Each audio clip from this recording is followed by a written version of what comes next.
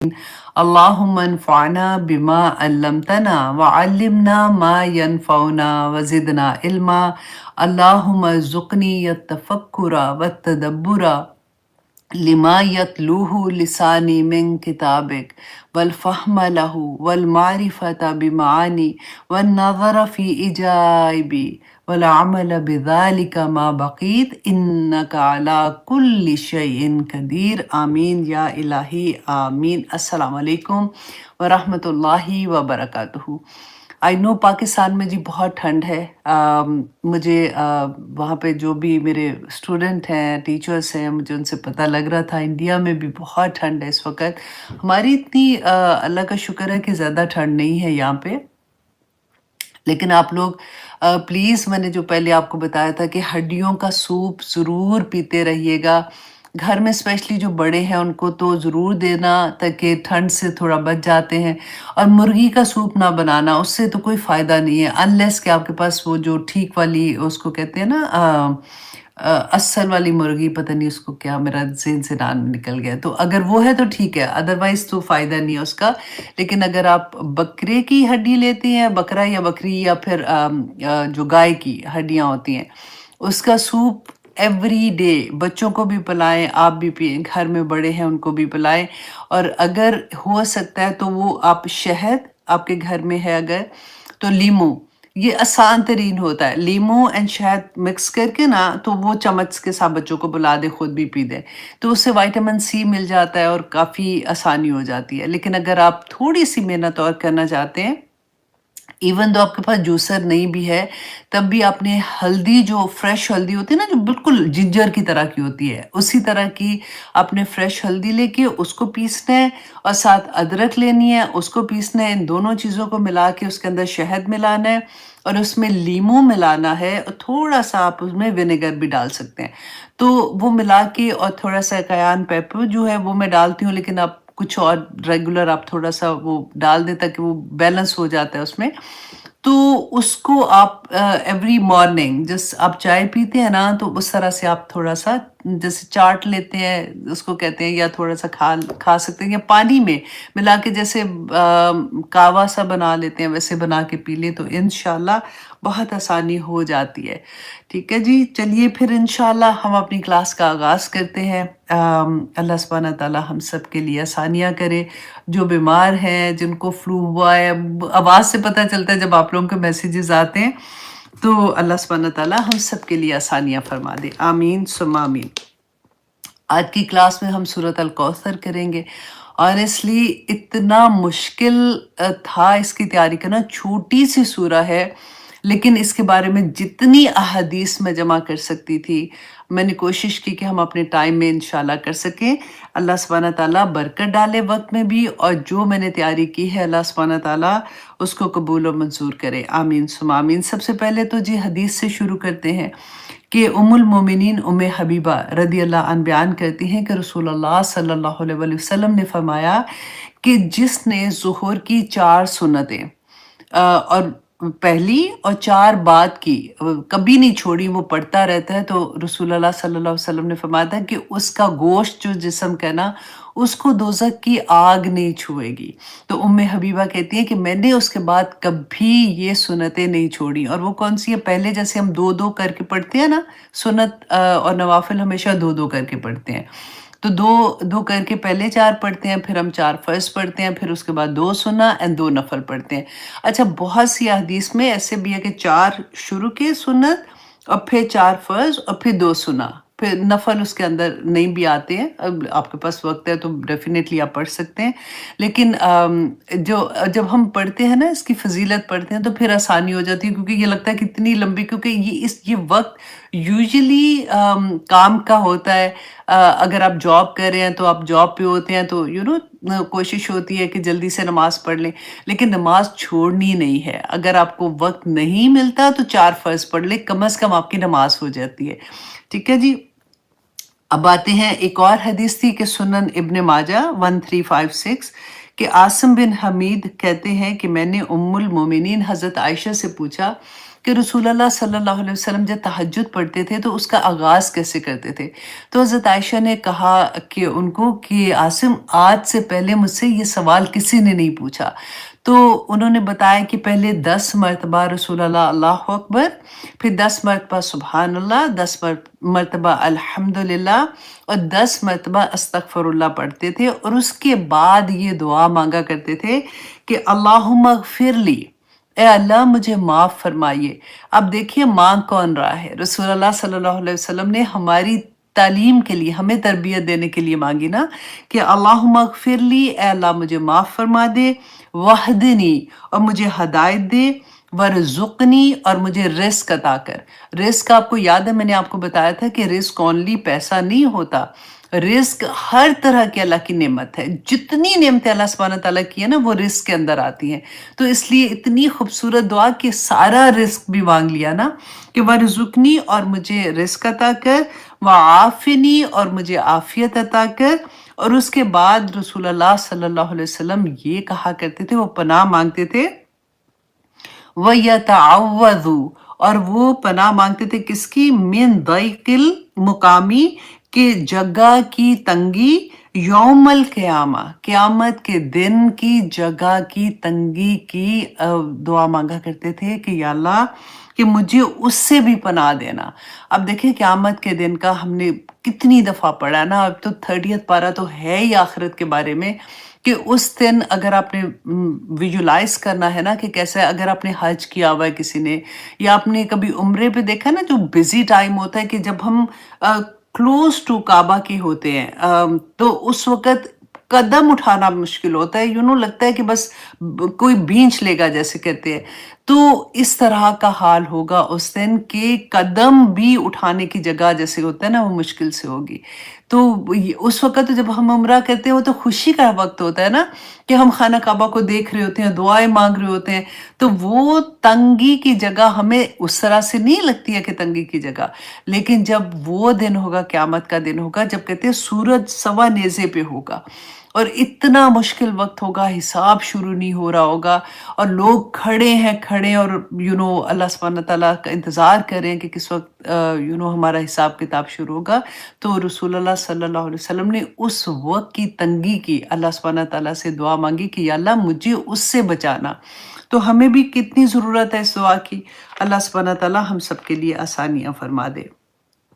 ہاں جی، اب ہم آتے ہیں سورۃ الکوثر کی طرف۔ دیکھیے سورۃ الکوثر جو ہے نا، یہ زیادہ تر جو مفسرین ہیں انہوں نے کہا کہ یہ سورہ جو ہے یہ مکی دور کی سورہ ہے، کیونکہ جیسے ہم نے یہ دیکھا کہ یہ 15 نمبر پہ نازل ہوئی تھی، 15 آتا ہے اس کا نزول کی ترتیب کے حساب سے، اور مصحف میں یہ ہے 108 نمبر پہ، اور اس میں صرف 3 آیات ہیں اور 1 رکوع ہے۔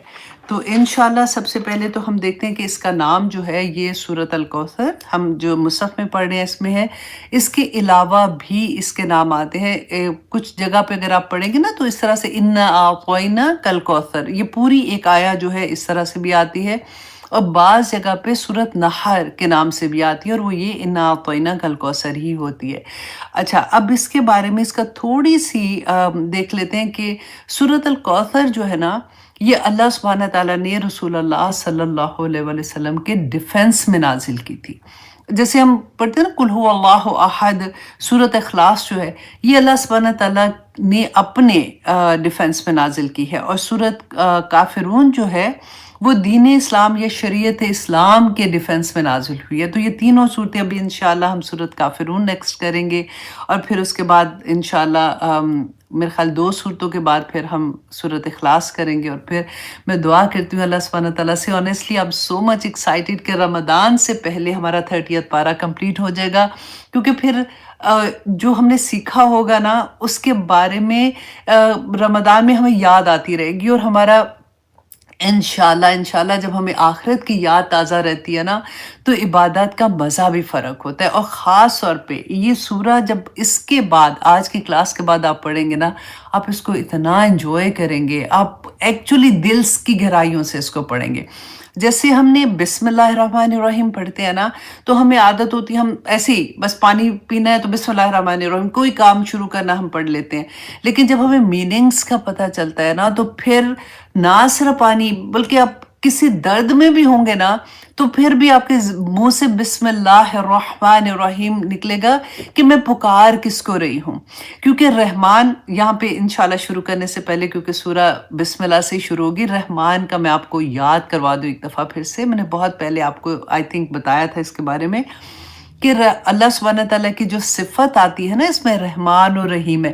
دیکھیں رحمان جو ہے نا وہ آپ ایسے سمجھے جیسے ہم اس کا ابھی جو گرامر کے اسٹوڈنٹ نہیں ہے نا، میں ریگولر کر کے بتاتی ہوں کہ اس کا وزن جو ہوتا ہے نا وہ ایسے جیسے غصبان کہتے ہیں غصے کی حالت میں، یا پھر آتا ہے فولان کے وزن پہ ہے.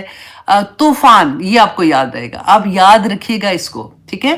طوفان کے وزن پہ آتا ہے رحمان، ٹھیک ہے. طوفان میں کیونکہ اس کا روٹ ورڈ فرق ہے، تو کیسے ہوتا ہے کہ جب ریگولر پانی سمندر میں ہے، نہر میں جہاں بھی ہے، پانی اپنی حدیں کراس کر کے پورے جوش کے ساتھ پورے نکلتا ہے اور وہ کیسے تباہی کر دیتا ہے نا ساری کی ساری. اب یہاں پہ رحمان میں آپ بالکل وہ ویژن اپنے دماغ میں لائیے کہ جب وہ، کیونکہ اس کا مادہ کیا ہے، راحمیم، رحم سے ہے، اور اسی چیز کو رحم میں ڈالیے کہ اللہ سبحانہ تعالیٰ کی اتنا رحم ہے کہ وہ ہر بندش، ہر چیز جیسے کراس کر کے تو اللہ سبحانہ تعالیٰ کسی کے اوپر رحم کر دے. اللہ سبحانہ تعالیٰ اس لیے کہتے ہیں کہ کبھی یہ نہیں کہنا چاہیے کہ تجھے اللہ نے معافی نہیں کرنا. اللہ سبحانہ تعالیٰ رحمان ہے. اللہ سبحانہ تعالیٰ کی وہ رحمانیت کی جو کثرت ہے نا، اس میں اس چیز کو ذہن میں رکھا کرے. جب آپ کو کبھی بڑا درد ہو، تکلیف ہو نا، تو بسم اللہ الرحمن الرحیم آنکھ بند کر کے پڑھے کہ اللہ تیری رحمت تو بے قرار ہے، مطلب اتنی زیادہ ہے جس کی کوئی حد نہیں، تو میرے پہ بھی رحم کر دے یا اللہ، مجھے معاف کر دے. ربنا ظلمنا انفسنا وان لم تغفر لنا وترحمنا لنکونن من الخاسرین. کہ آدم علیہ السلام نے جب یہ پڑھ کے توبہ کی تھی تو اللہ نے نبوت عطا کر دی تھی. تو یہ اس لیے جب بھی پڑھتے، رحیم جو ہے نا وہ اللہ سبحانہ تعالیٰ کی اس کے اندر دوام پایا جاتا ہے. جیسے ایک ہوتا ہے نا کہ اگر آپ کسی کو کہتے ہیں انسان کی طرح، آپ سوچتے ہیں کہ رحیم کتنا رحیم ہے، تو وہ رحیم اس نے وہ صفت لی، مطلب اللہ نے عطا کی ہوئی ہے اس کو. اور اللہ سبحانہ تعالیٰ کی اپنی ذات کی یہ صفت ہے، اللہ خود رحیم ہے. مطلب وہ مسلسل کہتے ہیں نا مسلسل رحم کرنے والا. تو اس لیے اب آج کے بعد سے جب آپ نے بسم اللہ پڑھنی ہے نا، آپ نے یہ دونوں چیزیں ذہن میں رکھنی ہے کہ یا اللہ تیرا کرم اتنا زیادہ یا اللہ مجھ پہ کرم کر دے، میں اس وقت بہت تکلیف میں ہوں، کسی طرح سے بھی جو بھی آپ نے دعا مانگنی ہو تو بسم اللہ کے ساتھ آپ اس طرح سے اس کو جوڑ سکتے ہیں. تو آج انشاءاللہ ہم سورۃ کوثر کو بھی ایسے ہی دیکھیں گے. اچھا جی، سب سے پہلے تو اس کا بیک گراؤنڈ دیکھتے ہیں کہ اس وقت میں مکہ میں کیا سچویشن تھی جب یہ نازل ہوئی تھی. کیونکہ ابھی ہم نے پڑھا نا کہ سورۃ الکوثر جو ہے یہ نزول کے اعتبار سے 50 نمبر کی سورہ ہے. رسول اللہ صلی اللہ علیہ وسلم کے بیٹے عبداللہ جو تھے، ان کی جب وفات ہوئی تھی، آپ کو پتہ ہے نا رسول اللہ صلی اللہ علیہ وسلم کے اس سے پہلے ایک بیٹے تھے جو قاسم تھے، سب سے بڑے تھے. قاسم کی وفات جو تھی وہ رسول اللہ صلی اللہ علیہ وسلم کی نبوت جب ان کو وحی آئی تھی نا پہلی دفعہ 40 ایئرس میں تھے، اس سے پہلے ان کی وفات ہو چکی ہوئی تھی. اچھا، اب یہ جو بیٹے تھے عبداللہ، ان کی وفات نبوت کے بعد میں ہوتی ہے. رسول اللہ کی 4 بیٹیاں ہیں، ٹھیک ہے. ایک رقیہ، ام کلثوم، اور رقیہ، ام کلثوم، زینب اور حضرت فاطمہ رضی اللہ عنہ، یہ 4 بیٹیاں. اچھا، اب یہ 2 بیٹے، اور پھر روایات میں آتا ہے کہ ایک سب سے چھوٹا بیٹا بھی تھا جو ابراہیم علیہ السلام کے نام پہ انہوں نے رکھا تھا، ابراہیم ان کا نام تھا. اچھا، اب آپ نے یہاں پہ غور کیا کرنا ہے کہ ہم دیکھیں گے کہ اس زمانے میں ان کے رسم و رواج کیا تھے، کہ ان میں کیا ان کی سوچ کیسی ہوتی تھی. اب یہ بولتے ہوئے نا مجھے یہ لگ رہا ہے کہ اس کے زمانے کی کیا بات کریں، ہم آج کے زمانے کی اگر بات کریں تو ایگزیکٹلی سیم ہمارا تھاٹ پروسیس چل رہا ہوتا ہے کہ بیٹوں کو سمجھتے ہیں کہ یہ تو ہماری بڑھاپے کا سہارا، اور بیٹا تو بہت بڑی چیز ہے، اور جس کے بیٹے ہوتے ہیں تو وہ اتراتے ہیں اتنے، اور جن کی بیٹیاں ہوتی ہیں، اور جب تک اللہ سبحانہ تعالیٰ نے قرآن پاک میں فرمایا کہ رحمت ہے، لیکن جب پیدا ہوتی ہے تو ایسی شکلیں بنا لیتے تھے جیسے شکلیں سیاہ ہو گئی ہیں۔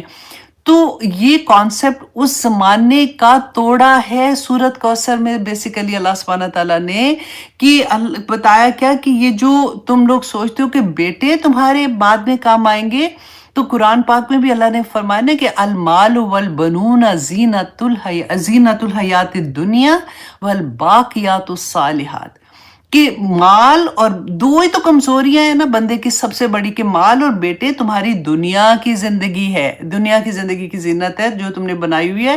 اصل کی زینت جو ہے نا وہ تو جو تم نیک عمل کرتے ہو تو وہ تمہارے ہیں کہ المال والبنون زینت الحیات الدنیا والباقیات الصالحات، کہ نیک جو چیزیں وہ تمہارے ساتھ جائیں گی۔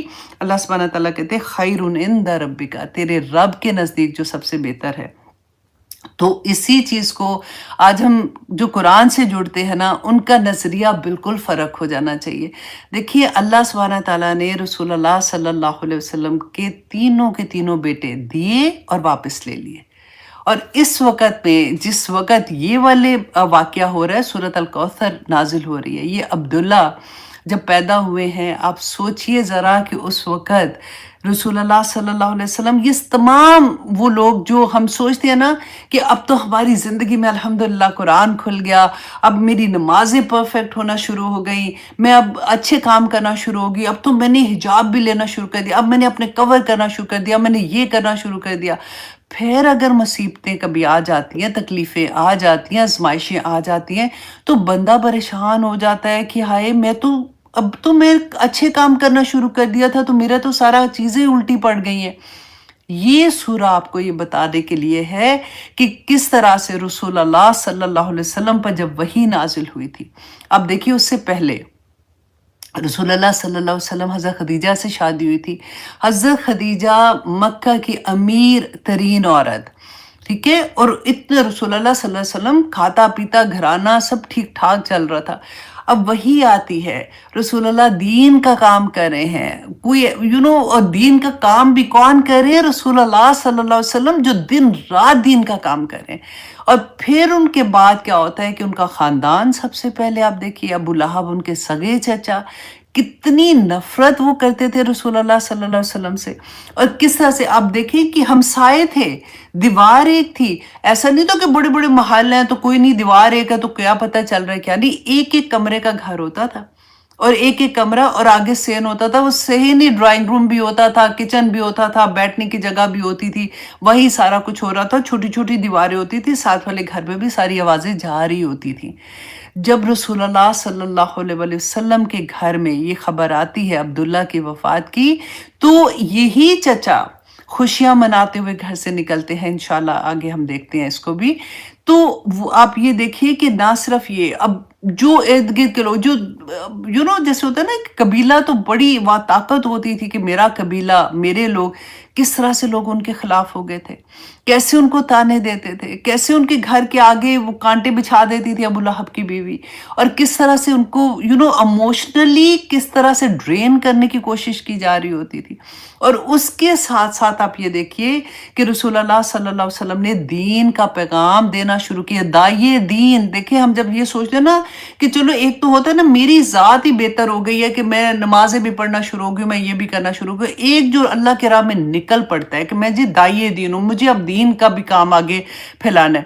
اس کے بعد 2 بیٹیاں گھر میں جن کا نکاح ہوا تھا ابو لہب کے 2 بیٹوں سے، عتیبہ اور عتبہ کے نام سے، تو انہوں نے ابو لہب نے کہا کہ ان کو تم طلاق دے دو، تو ان دونوں بیٹیوں کو طلاق ہو گئی، 2 بیٹیاں طلاق لے کے آ گئی ہیں، بیٹے کی وفات ہو گئی ہے، مطلب محلے میں جو لوگ ہیں وہ تنگ کریں، قبیلے کے لوگ تنگ کریں، اور گھر میں آہستہ حضرت خدیجہ رضی اللہ عنہ جو اتنی امیر عورت تھی، ایک ایک پیسہ اسلام کی بنیادوں میں لگا. یہی وہ بیوی تھی جو شیب ابی طالب کا ہم نے زمانہ پڑھا تھا نا ایک دفعہ، کہ ان کو پتے کھانے پڑے تھے، اور اسی میں اتنی کمزور ہو گئی تھی کہ جو رسول اللہ صلی اللہ علیہ وسلم کے چچا تھے ابو طالب، اور حضرت خدیجہ کی وفات ایک ہی سال میں ہوئی تھی، اور اس کو عام حزن کہتے ہیں. اتنی تکلیفوں کے باوجود بھی اللہ سبحانہ تعالیٰ کیسے ان کی سوچ کو شفٹ کر رہے ہیں، وہ ہم اس سورہ میں دیکھیں گے. آپ میں سے ہر وہ جس کو کبھی بھی یہ لگتا ہے کہ میرے سے زیادہ دکھ کسی کا ہے ہی نہیں ہے، میں ایموشنلی بریک ہو گئی ہوں، میرے پاس تو ایک کے بعد کہتے ہیں نا کہ ہائے ہائے بس بھی ہو جائے. ہم کئی دفعہ ایسے کرتے ہیں نا کہ غم پہ غم پڑ رہا ہوتا ہے. اس وقت رسول اللہ صلی اللہ علیہ وسلم کی زندگی کو دیکھا کریں کہ کیا کرتے تھے. رسول اللہ صلی اللہ علیہ وسلم نے خود فرمایا تھا کہ جب کبھی تم اپنی زندگی میں پریشانیاں دیکھو تو میری زندگی دیکھ لیا کرو. ہمیں حوصلے مل جاتے ہیں. آپ بلیو کریں کئی دفعہ ایسا ہوتا ہے کہ آپ کسی کا، چلو اپنا غم نہیں نا، کسی کا غم سن کے نا بندہ بالکل میوٹ ہو جاتا ہے. ہوتا ہے نا کہ تسلی دینی ہوتی ہے تو تسلی بھی نہیں دی جاتی. میرے ساتھ خود ایسے ہوا تھا. میں لاسٹ ایئر رمضان میں مسجد میں تھی، تو ایک مطلب مجھے ملی ایک خاتون وہاں پہ. میں ان کو بہت پرانے سے جانتی تھی، وہ میرے پاس ایک زمانے میں کام کرتی تھی. تو مجھے اس کی بڑی پیاری سی ایک چیز یاد تھی کہ ہمیشہ کہتی تھی کہ عائشہ جی مجھے آدھا گھنٹہ پہلے گھر جانا ہے، کیونکہ مجھے اچھا نہیں لگتا کہ جب میرے ہسبینڈ گھر آئیں تو گھر خالی ہو اور وہ چابی لگا کے گھر کھول کے آتے ہیں. اپنی اپنی سوچ ہوتی ہے نا. تو ہمیشہ وہ آدھا گھنٹہ پہلے جاتی تھی کہ جب میرے ہسبینڈ آئیں گے تو میں نے گھر کے اندر ہونا ہے. اچھا، میں نے جب اس کو دیکھا نا تو مجھے وہ دن یاد آ گئے، اس کی وہ بات یاد آ گئی. تو میں نے اس کو مسکرا کے ایک دم سے میں نے کہا کہ کیا حال ہے، ہسبینڈ کیسے ہیں؟ تو شی سیڈ کہ آپ کو نہیں پتا میرے ہسبینڈ تو مطلب فوت ہو گئے ہیں. اینڈ آئی واز لائک، ابھی میں وہ کہتے ہیں نا ایسے کر کے اس کو دیکھ ہی رہی ہوں کہ مجھے وہ اس کی محبت والا شکل یاد تھی جس وقت وہ کہتی تھی. تو اس کے ساتھ جو ایک عورت تھی، انہوں نے کہا کہ ابھی لاسٹ منتھ ان کے بیٹے کی ڈیتھ ہوئی ہے. ان کے 2 بیٹے تھے، اس وقت تو چھوٹے چھوٹے تھے، 25 یا 24 ایئرس کا بچہ. تو میں آنیسٹلی، وہ کہتے ہیں نا کہ سانس نہیں آتا، بندہ ایسے ہوتا ہے کہ بجائے اس کے کہ میں اس کو کوئی تسلی دوں، میں خود ہی رونا شروع ہو گئی. اور میں آئی کونٹ کنٹرول مائی سیلف کہ یا اللہ میں اس کو کیا تسلی دوں. تو کبھی کبھی ایسا ہوتا ہے نا ہمارے ساتھ کہ یا اللہ یہ مطلب کھڑی ہے اور وہ مسجد میں نماز پڑھنے کے لیے آئی ہوئی ہے. اللہ سبحانہ تعالیٰ ایسے وقت میں سورۃ کوثر یاد رکھیے گا. پہلے سے اپنے دماغ میں یہ پورا سینیریو بٹھا کے رکھیے گا رسول اللہ کی زندگی کا، تاکہ اللہ نہ کرے کبھی ایسا ہوتا ہے نا کہ اپنی زندگی میں کوئی غم آئے یا کسی کو آئے تو آپ ایک دم سے آگے سے بول سکیں اس کو تسلی کے لیے. رسول اللہ صلی اللہ علیہ وسلم کے کچھ لفظ بتا دیں اور انشاءاللہ اللہ سبحانہ تعالیٰ تسلیاں دے دیتے ہیں. اب دیکھیے، اب یہاں پہ اب ہم آتے ہیں وجہ نزول کیا تھی. اس کے اندر بھی جیسے میں نے آپ کو بتایا کہ بہت سے مفسرین نے کہا کہ یہ مکی دور کی سورہ ہے، کچھ نے کہا کہ یہ مدنی دور کی ہے. جنہوں نے کہا یہ مکی دور کی ہے، اس میں آتا ہے عاص بن وائل کا نام آتا ہے کہ ان کو جب پتہ چلا، اپنے دوستوں میں بیٹھے ہوئے تھے، تو جیسے یہ خبر عبداللہ کی ان کو ملتی ہے کہ ان کی وفات ہوئی ہے، تو بڑے رونق سے، بڑے اس طرح سے کہتے ہیں چھوڑو اس کا کیا ذکر کرتے ہو، اس کو تو اپنے قبیلے نے چھوڑ دیا ہے. اور سب سے بڑی بات اس کے تو پہلے میں نے بتایا نا قاسم کی ڈیتھ ہوئی تھی، تو اس کے تو بیٹے بھی زندہ نہیں ہے، تو اس کا تو نام لینے والا کوئی زندہ نہیں ہے، تو اس کے زندہ نہیں رہ رہا، تو تم اس کی کیا بات کر رہے ہو. سیکنڈ شان نزول میں آتا ہے ابو لہب کا، کہ ابو لہب کا کیونکہ جیسے میں نے بتایا نا کہ 7 والا گھر تھا، ایک دیوار تھی، وہاں سے جب اس کو آواز آتی ہے کہ عبداللہ کی وفات کی، تو خوشی کے مارے یہ کہتا ہوا کہ باترا محمد کہ محمد کی جڑ کٹ گئی، خوشی سے گھر سے نکلا اور لوگوں کے اندر جیسے خوشی سے بولتے ہیں نا اس طرح سے بولنا شروع ہو گیا. اللہ اکبر. رسول اللہ صلی اللہ علیہ وسلم اپنے گھر میں یہ سن رہے ہیں. حضرت خدیجہ جو اپنے بیٹے کے غم میں ہے ابھی وہ آپ سوچیں، امیجن ابھی ساتھ ساتھ آپ نے اپنے آپ کو رکھ کے کرنا ہے کہ اللہ نہ کرے کسی کے ساتھ ایسے ہو، لیکن کیونکہ ہم وہ درد فیل کرنا کرنا چاہتے ہیں. اب سوچیں کہ وہ سن رہی ہیں کہ لوگ ان کی وفات پہ خوشیاں منا رہے ہیں. ہم تو ویسے ہی سانس نہیں نکلتا جب کسی کی ڈیتھ کی سنتے ہیں خبر. تو یہاں پہ تو اپنا بیٹا تھا.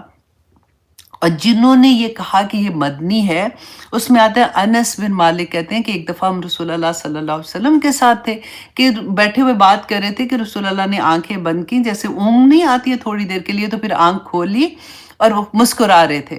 تو کہتے ہیں ہم نے جب ان کو دیکھا تو پوچھا کہ یا رسول اللہ آپ کیوں مسکرا رہے ہیں؟ تو انہوں نے پھر یہ سورۃ الکوثر کی تلاوت کی تھی. تو یہ تین اچھا جو شان نزول ہوتا ہے نا، وہ ضروری نہیں ہے کہ کوئی ایک واقعہ کہ مطلب اس ٹائم پیریڈ میں یہ ایسے واقعات ہو رہے تھے جس کی وجہ سے اللہ سبحانہ تعالیٰ نے سورۃ کوثر نازل کی تھی. اچھا جی، اب ہم آتے ہیں اس کی، کیونکہ یہ چھوٹی سورہ نا آج میں ڈیفرنٹ طرح سے آپ کو کروا رہی ہوں. ہم لفظوں کو کھولیں گے، ایک ایک لفظ کو کھول کے دیکھیں گے کہ اس میں اللہ سبحانہ تعالیٰ نے کیا لفظ کیسے، جیسے قرآن کا کہتے ہیں نا معجزہ ہے، ہم جتنی دفعہ پڑھیں ایک نئی چیز سمجھ آتی ہے.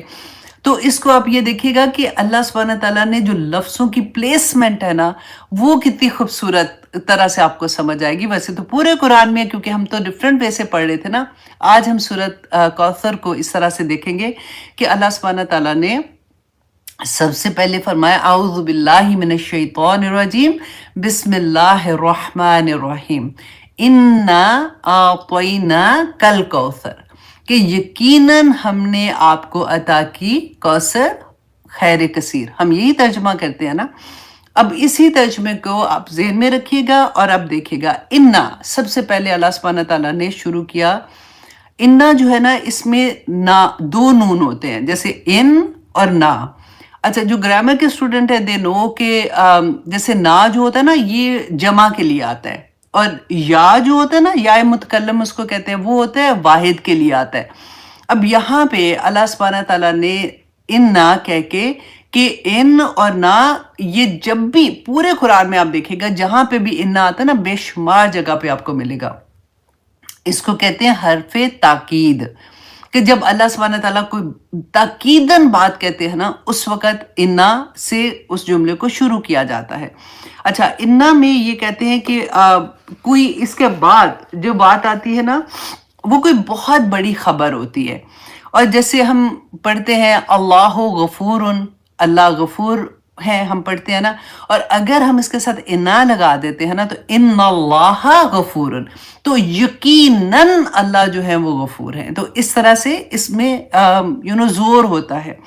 اچھا دوسرا انا جو ہوتا ہے نا، آپ ایک بات بھی دیکھیے گا کہ اس کے بعد جو بھی سینٹنس ہوتا ہے نا، انا جو ہوتا ہے اس کا شک دور کرنے کے لیے ہوتا ہے کہ وہ سینٹنس جو بھی اللہ سبحانہ تعالیٰ جو نعمت عطا کر رہے ہیں یا جو بھی بات کہہ رہے ہیں نا، اس میں انسان کو شک ہو سکتا ہے. اس میں سینٹنس کی اس کی بناوٹ جو ہوتی ہے، اس کا جب میننگ ہم پڑھتے ہیں تو اس میں شک آ سکتا ہے. تو اللہ سبحانہ تعالیٰ اس سے پہلے ہی انا کا لفظ استعمال کر کے اس شک کو دور کر دیتے ہیں کہ یقیناً اس میں کوئی شک کی بات نہیں ہے. ٹھیک ہے. اب سیکنڈ چیز جو بہت امپورٹنٹ ہے، ان اور نا، جیسے کہ میں نے بتایا کہ نا کس کے لیے آتا ہے؟ جمع کے لیے آتا ہے. یا آتا ہے نا ربی جیسے ہم کہتے ہیں، اور نا آتا ہے ربنا، اے ہمارے رب. اچھا یہاں پہ اور قرآن میں ڈیفرنٹ مقام پہ اللہ سبحانہ تعالیٰ تو واحد ہے نا. ہم نے ہمیشہ سے یہی پڑھا ہے، اور اللہ سبحانہ تعالیٰ واحد ہی ہے. اللہ سبحانہ تعالیٰ نے پھر نا کیوں استعمال کیا ہوا ہے؟ اور اس کی اب دیکھیے کہ اسکالرس جو ہے اس کی اتنی خوبصورت اس کی بتاتے ہیں کہ نا جو ہے نا ایکچولی یہ اللہ سبحانہ تعالیٰ کی کبریائی اور اللہ کی شان کو بیان کرتا ہے. جیسے ہم کہتے ہیں نا کہ کسی سے بات کرتے ہیں تو کسی کو کہتے ہیں تو ایسے کر لے، تم ایسے کر لو، اور کبھی ہم کہتے ہیں آپ ایسے کر لیں، مطلب اللہ کی کبریائی بیان کرتا ہے. دوسری بات آپ نے غور سے سنی ہے کہ جہاں پہ اللہ سبحانہ تعالیٰ اپنی نعمتوں کا ذکر کرتے ہیں، وہاں پہ کوئی بھی اللہ، ساری چیزیں تو اللہ کی نعمتیں ہی ہیں نا دنیا کی، تو وہاں پہ اللہ سبحانہ تعالیٰ نا کا صیغہ لے کے آتے ہیں. ٹھیک ہے. اور جہاں پہ اللہ سبحانہ تعالیٰ عبادات کا ذکر آتا ہے، وہاں پہ اللہ سبحانہ تعالیٰ واحد کا صیغہ لے کے آتے ہیں. اچھا اب کیسے؟ جیسے ہم نے سورۃ نبا میں پڑھتے ہیں نا وَجَعَلْنَا اللَّيْلَ لِبَاسًا، کہ ہم نے وَجَعَلْنَا ہم نے بنایا لیلا لباسا، رات کو لباس بنایا، وجعلنا النہارا معاشا، اور ہم نے دن کو معاش کا ذریعہ بنا دیا۔ اچھا، اب جہاں پہ اللہ سبحانہ تعالیٰ کا واحد ہونے کا آتا ہے نا، تو دیکھیے وہاں پہ آتا ہے وَمَا خَلَقْتَ الْجِنَّ وَالْإِنسَ إِلَّا لِيَعْبُدُونِي، کہ نہیں پیدا کیا میں نے انسان اور جنات کو صرف اس لیے کہ وہ میری عبادت کریں۔ تو وہاں پہ دیکھیں نی یا کا صیغہ ہے، جہاں پہ نعمتیں ہیں نا، کیونکہ یہ اکثر کویسچن بھی کرتے ہیں لوگ، تو آپ لوگوں کو آج کے بعد انشاءاللہ اس پہ بھی کوئی ایسی چیز نہیں ہوگی، فوراً آپ اس کا جواب دے دیں گے کہ جہاں پہ بلیسنگز ہیں وہاں پہ نہ کا آتا ہے، نہ اللہ سبحانہ تعالیٰ سے کا یوز کرتے ہیں، اور جہاں پہ اللہ سبحانہ تعالیٰ کی توحید کا ذکر آتا ہے وہاں پہ اللہ سبحانہ تعالیٰ واحد کا صیغہ استعمال کرتے ہیں۔ اچھا جی، اب آتے ہیں نیکسٹ ورڈ پہ، اِنَّا أَعْطَيْنَا۔ اچھا، آتینا جو ہے نا، اس کا روٹ ورڈ جو ہے وہ آپ دیکھیں آئین تو اور واو، آئین تو واو، آتینا کا۔ اچھا، آتینا کا آپ دیکھیں یہ پورا ایک سینٹنس ہے، اب دیکھنے کو تو یہ ایک لفظ لگ رہا ہے نا، تو اس کے اندر آپ دیکھیں اس کا ترجمہ کریں، ہم نے عطا کیا آپ کو، پورے کا پورا آ جاتا ہے اس کے اندر۔ تو اگر ہم عطا کو دیکھتے ہیں نا، تو قرآن پاک میں آپ دیکھیں ڈفرینٹ طرح سے عطا کا مطلب کسی کو دینے کے لیے، مانگنے کے لیے جب ہم کہتے ہیں نا، تو ڈفرینٹ اللہ سبحانہ تعالیٰ نے ورڈز یوز کیے ہیں۔ جیسے ہم کہتے ہیں ربنا حب لنا، عطا کر دے مجھے، ربنا آتینا، آتینا حمزہ تا یا، ٹھیک ہے، اور ربنا آتینا تا ہے نا، یہ تو ہے اور یہ وہ تا ہے، ربنا آتینا وہ بھی اسی کے لیے آتا ہے۔ یہاں پہ آپ دیکھیں کہ اللہ سبحانہ تعالیٰ نے آتینا کیوں استعمال کیا ہے۔ اچھا، اب جہاں پہ آتا ہے نا حب، ربنا حب لنا، تو وہ ہم جب اللہ سبحانہ تعالیٰ سے دعا مانگتے ہیں نا کہ اللہ ربنا حب لنا من ازواجنا و ذریاتنا، کہ میرے خامند اور میری اولاد کو میری آنکھوں کی ٹھنڈک بنا دے، تو ہر ماں کو یہ پتہ ہے کہ ہم اللہ سبحانہ تعالیٰ سے کوئی چھوٹی چیز نہیں مانگ رہے ہیں، اتنی بڑی تحفہ مانگ رہے ہیں اللہ سبحانہ تعالیٰ سے کہ میری اولاد کو اور میرے خامند کو میری آنکھوں کی ٹھنڈک بنا دے اور انہیں متقیوں کا امام بنا دے۔ وہاں پہ ہم حب کا لفظ استعمال کرتے ہیں نا۔ اچھا، پھر ہم کہتے ہیں ربنا آتینا، اے رب ہمیں عطا کر، ربنا آتینا فی الدنیا حسنتاً وفی الآخرات حسنتاً۔ آتینا جو ہوتا ہے نا، اس کے اندر دو میننگ آتے ہیں۔ نمبر ایک یہ کہ ایسی نعمت جو اللہ سبحانہ تعالیٰ دے اور وہ واپس بھی لے سکتے ہیں، اللہ سبحانہ تعالیٰ نے دی ہے، ان کی نعمت ہے، وہ واپس لے سکتے ہیں۔ اور دوسری آتی ہے کہ وہ نعمت جو اللہ سبحانہ تعالیٰ عطا کرتے ہیں نا، اس کے ساتھ ذمہ داری بھی آ جاتی ہے۔ پتہ ہے کیسے؟ جیسے ہم دعا کرتے ہیں نا، بڑی پیاری وہ آیا ہے کہ وَإِذَا سَأَلَكَ عِبَادِي أَنِّي فَإِنِّي قَرِيبٌ، ہے نا، اجیب الدعوت الداعی اذا دعان فلیستجیبوا لی۔ کتنی دفعہ ہم کہتے ہیں نا کہ اللہ سبحانہ تعالیٰ نے شرط لگا دی ہے کہ میرا بندہ جب بھی، اے نبی بتا دیں ان کو کہ وہ جب بھی مجھے پکارتا ہے میں ان کی پکار سنتا ہوں، بس ان کو بھی چاہیے فلیستجیبوا لی کہ میرے بھی حکم مانے، تو کنڈیشن آ جاتی ہے۔ تو یہ آتینا جو ہے نا، اس کے ساتھ بھی کنڈیشن ہوتی ہے، ذمہ داری کی۔ جیسے اللہ نے اگر آنکھیں دی ہیں تو ذمہ داری بھی تو دی ہے نا ساتھ، کہ آنکھیں صرف وہی چیز دیکھیں جو اللہ کا حکم ہے، کان وہی سنیں جو اللہ سبحانہ تعالیٰ نے بتایا ہے، زبان وہی بات کہ جو اللہ سبحانہ تعالیٰ نے بتائی ہے، تو یہ آتینا ہو جاتا ہے۔ اچھا، جیسے ہم نے پڑھا اس کے بارے میں، قارون کے بارے میں آتا ہے نا، وَآتَيْنَاهُ مِنَ الْكُنُوزِ، کہ کنوز کہ اللہ سبحانہ تعالیٰ کہتے ہیں کہ ہم نے اس کو خزانے عطا کیے، اور اس کے بعد اس کو زمین میں دنسا دیا، اللہ نے جب چاہا خزانے واپس لے لیے۔ اچھا، اب اس کے بعد آپ یہ دیکھیے کہ آتینا، یہاں پہ حمزہ، عین، تو اور واو، یہ تین اس کے روٹ ورڈ آتے ہیں نا، اس کے اب کیا مطلب ہے؟ اب یہ آپ نے غور کرنا ہے۔ نمبر 1 یہ کہ کوئی ایسی ذمہ داری، کوئی ایسی نعمت جس کے ساتھ کوئی ذمہ داری اٹیچ نہیں، ٹھیک ہے۔ نمبر 2، کسی کو اس کی فرما برداری سے خوش ہو کر عطا کر دینا۔ نمبر 3، کسی کو دنیا میں وہ دے دینا کہ جو وہ ایکسپیکٹ بھی نہیں کر رہا ہوتا، مطلب ایسی خبر، ایسی خوشخبری دے دینا کہ وہ سوچ بھی نہیں سکتا۔ اچھا، وہ جو چیز دی ہے نا، وہ کوئی معمولی شے نہیں ہوتی ہے، اور کسی کو بغیر کسی غرض کے کوئی شے عطا کر دینا، یہ سارے میننگ آتینا میں آتے ہیں۔ جو अल्लाह सुब्हाना ताला ने यहाँ पे आतीना नहीं कहा, हबलाना नहीं कहा, अजर भी नहीं कहा। अजर जो होता है ना, उसके अंदर भी कोई उम्मीद साथ होती है कि किसी वजह से मतलब हमने किया होता है तो हम अजर को मांगते हैं। कोई ना, अल्लाह सुब्हाना ताला ने अता कर दिया। अच्छा, अब यहाँ पे नेक्स्ट लफ्ज़ की तरफ जाते हैं, फिर इंशाल्लाह हम इस आया की तफसीर करेंगे। अल्लाह सुब्हाना ताला ने फरमाया अतईना का क्या दिया? अल कौसर, हमने आपको कौसर अता की। कौसर का जब हम अक्सर मुसहफ में पढ़ते हैं ना, खैर कसीर कहते हैं। तो हम खैर कसीर क्यों कहते हैं? या तो कौसर का मतलब है कि हमने तो आपको बहुत ज़्यादा अता कर दिया है ना। सहाबा ने पूछा था रसूल अल्लाह से, क्योंकि अल्लाह ने अभी यहाँ पे ये तो नहीं बताया कि अच्छा जो दिया है वो क्या दिया है। तो रसूल अल्लाह ने खुद ही एक्सप्लेन किया था, इंशाल्लाह वो भी देखते हैं। अच्छा, अब यहाँ पे देखिए कि कुरान पाक पे भी जो कसरत के लिए जो सीगा इस्तेमाल होता है ना, ये कौसर जो है ना, ये मुबालगे का सीगा है, जो हाईएस्ट लेवल ऑफ देने का। अच्छा, एक होता है कसरतुन, कथरतुन, कसीरुन और कसूरुन और कौसर, ये सारे वर्ड्स आते हैं। अब जो कसीरुन जो होता है ना, वो ऐसी खैर मतलब ऐसी चीज अता होती है जिस जो खैर भी हो सकती है और शर भी हो सकती है, दोनों होती है। इसीलिए हम अल कौसर के साथ सिर्फ कौसर जो है ना, वो सिर्फ खैर के लिए आता है, उसमें बुराई हो ही नहीं सकती, उसमें कोई बुरी चीज नहीं है।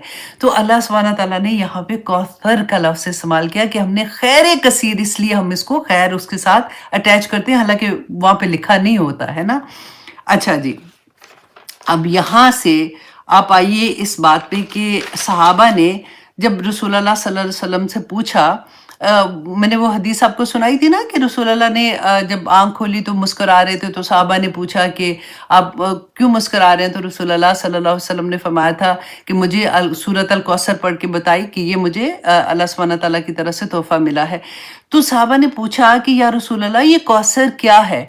तो रसूलुल्लाह सल्लल्लाहु अलैहि वसल्लम ने फरमाया कि हुवा नहरुन, कि ये एक नहर है जो अल्लाह ने मुझे अता की है और इसमें बेइंतहा खैर है। अच्छा, एक और जगह रसूलुल्लाह ने फरमाया कि हुवा हौदुन, कि ये एक हौद है, जो ऐसा हौद है जिस पर मेरी उम्मत क़यामत के दिन जमा होगी और उसके गिर्द कप व जार इतने हैं जैसे आसमान के तारे हैं। अच्छा, अब देखिए ये गौर से अपने अपने काउंट करके ना ये हदीसें भी याद रखनी है। बहुत प्यारी हदीसें आपको इंशाल्लाह याद रहेगी, क्योंकि ये हमारे लिए है ना।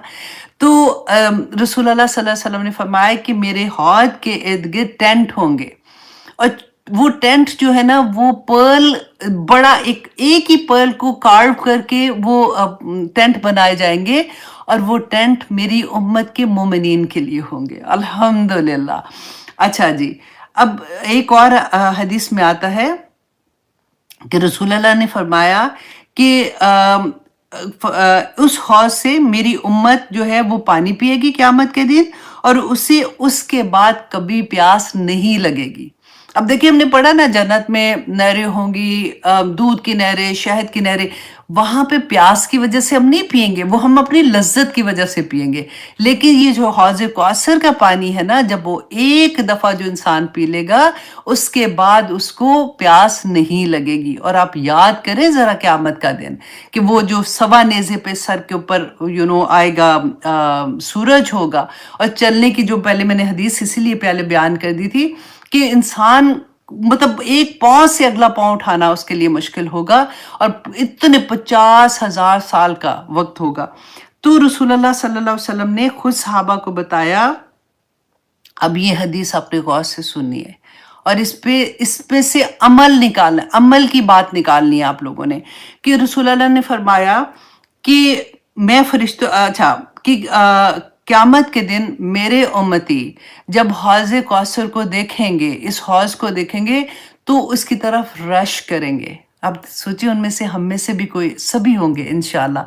तो हौज़ कौसर की तरफ रश करेंगे, और जैसे ही वो आएंगे ना, तो रसूलुल्लाह सल्लल्लाहु अलैहि वसल्लम कहते हैं मैं उनको देख के खुश हो रहा हूँगा, मैं उनको पहचान लूंगा। कैसे पहचानेंगे? वुजू के असरात से पहचानेंगे। हम जब वुजू करते हैं ना, तो वुजू का पानी जहां जहां लगता है, वो क़यामत के दिन वो चीज शाइन कर रही होंगी, नूर की तरह शाइन कर रही होंगी। तो रसूलुल्लाह सल्लल्लाहु अलैहि वसल्लम उसी से हमें पहचानेंगे। कहते जैसे वो रश करके आ रहे होंगे, तो फरिश्ते कुछ मुसलमान जो आ रहे होंगे उनको रोक देंगे। تو رسول اللہ صلی اللہ علیہ وسلم کہیں گے کہ تم ان کو کیوں روک رہے ہو، یہ تو میرے امتی ہیں، ان کو آنے دو۔ تو فرشتے کہیں گے کہ یا رسول اللہ آپ نہیں جانتے، غور کیجئے اس حدیث میں کہ آپ نہیں جانتے۔ رسول اللہ صلی اللہ علیہ وسلم کو اللہ سبحانہ تعالیٰ نے وہی غائب کی بات بتائی ہے جتنا اللہ سبحانہ تعالیٰ چاہتے تھے، جتنا وہ بتانا چاہتے تھے۔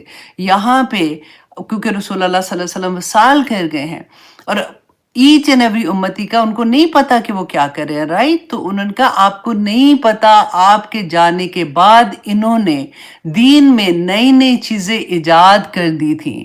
رسول اللہ صلی اللہ علیہ وسلم فرمائیں گے سحقن سحقن، کہ دور ہو جاؤ، کہ تباہی ہو تباہی ہو۔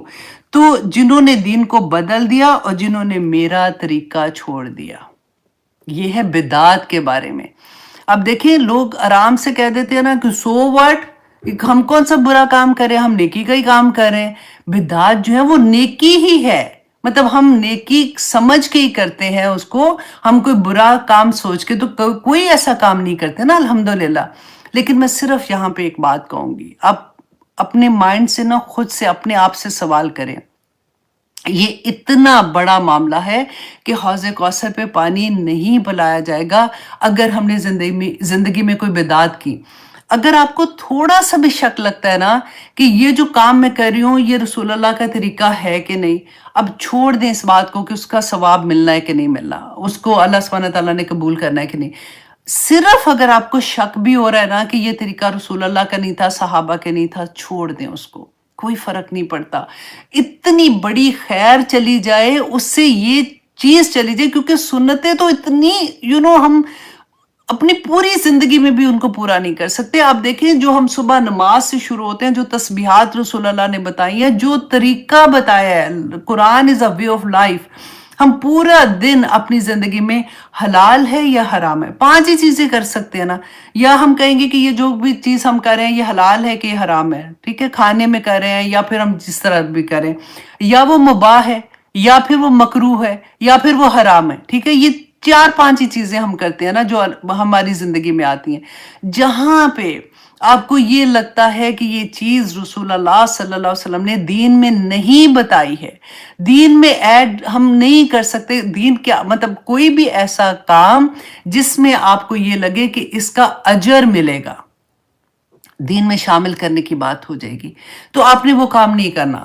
سارا دن آپ رسول اللہ صلی اللہ علیہ وسلم کی سنتوں پہ عمل کرتے رہیں، آپ دیکھیں آپ کو سانس لینے کا بھی وقت نہیں ملتا بیسیکلی۔ تو پھر 1000 لوگ ہمیں کہتے رہتے ہیں نا کنڈے نہ کرو، رسول اللہ نے کب کیے تھے، صحابہ نے کب کیے تھے، ہم کہتے ہیں چلو جی رہنے دو، ہماری تو امی نے کیے تھے، دادی نے کیے تھے، اس نے کیے تھے۔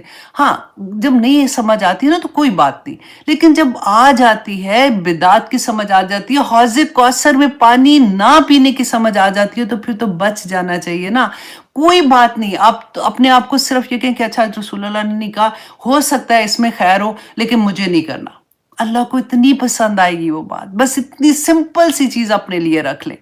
اچھا اب یہاں پہ آپ سیکنڈ چیز یہ دیکھیں کہ یہ کب ہوگا، یہ حوض کوثر میں ہم کب بھاگیں گے، ہم اس کو دیکھ کے کس وقت کہیں گے کہ ہمیں یہ پانی، کیونکہ پیاس لگی ہوگی ڈیفینیٹلی، کہ ہم رسول اللہ صلی اللہ علیہ وسلم کا حوض ادھر ہے تو ہم ادھر جا کے پانی پیئیں۔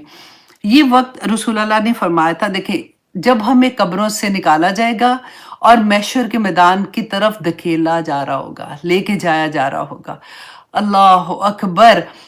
صرف یہاں پہ ایک بات یاد رکھیے، میں اتنی پتہ ہے دل بند ہونا ہوتا ہے نا تو مجھے لگتا ہے کہ ایک خوشی کی بات بھی ساتھ کر لینی چاہیے کہ اللہ سبحانہ تعالیٰ کے عرش کے ارد گرد نا مینار، وہ جیسے ہوتے ہیں نا ستون ہوں گے، وہ ستون جو ہے نا وہ نور کے ستون ہوں گے، مطلب ایسا نہیں ہوگا کہ ستون ہوں گے اور ان کے اوپر نور ہوگا، نور کے ستون ہوں گے، اس کے اوپر جو بیٹھے ہوں گے نا لوگ، وہ بھی ان کے چہرے نور کے ہوں گے، ان کے کپڑے نور کے ہوں گے، وہ ایسے لوگ ہوں گے جن کو نبی اور رسول ان کو دیکھ کے ان پہ رش کریں گے۔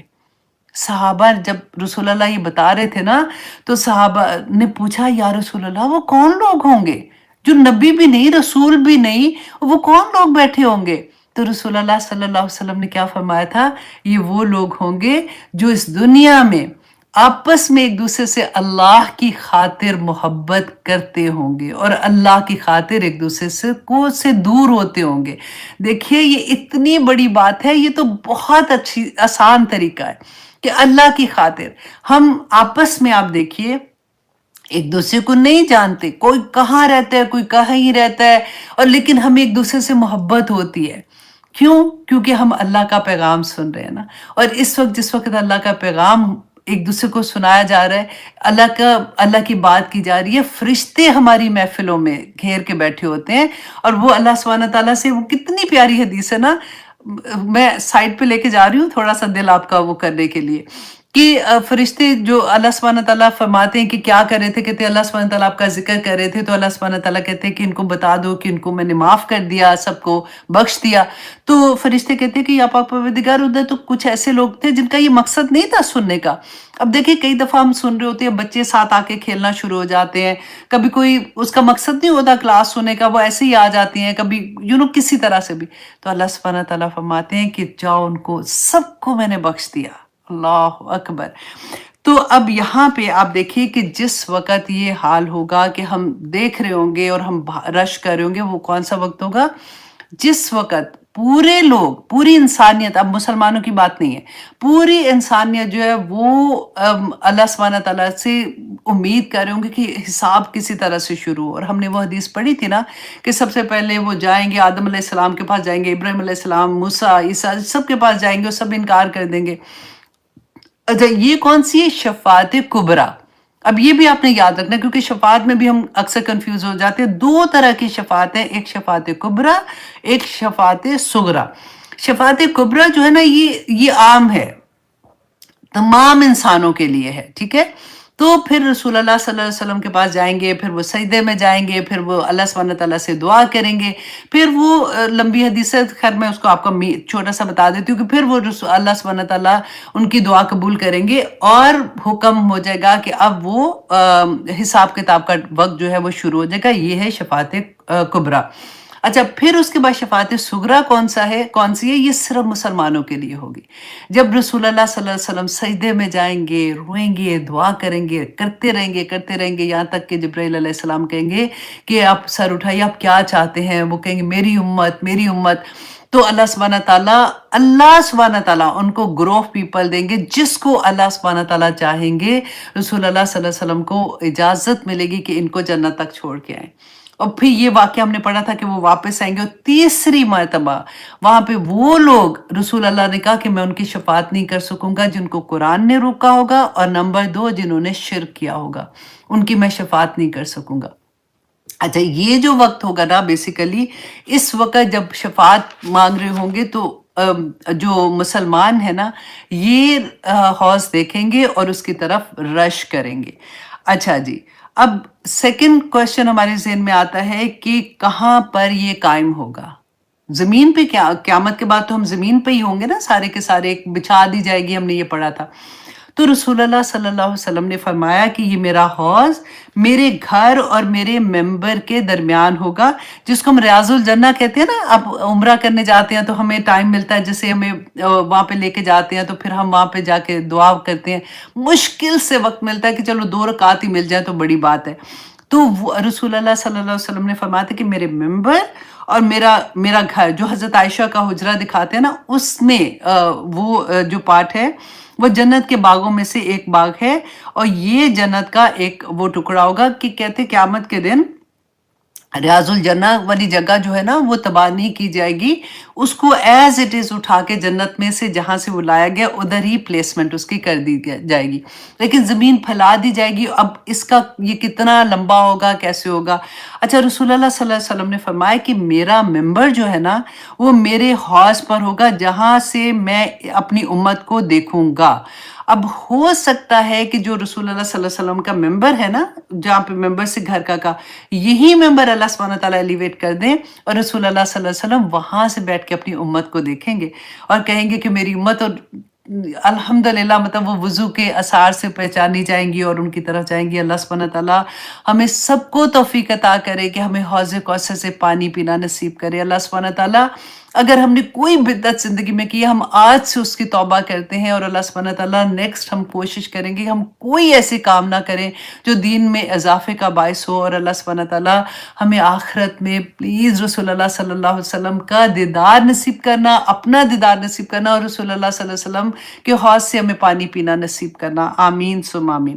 اچھا جی، اب یہاں پہ آپ یہ دیکھیے کہ جو آتا ہے کہ رسول اللہ صلی اللہ علیہ وسلم نے فرمایا کہ ہوا حوضن، پھر کہا کہ ہوا نہرن، اور پھر آتا ہے ہوا کوثر۔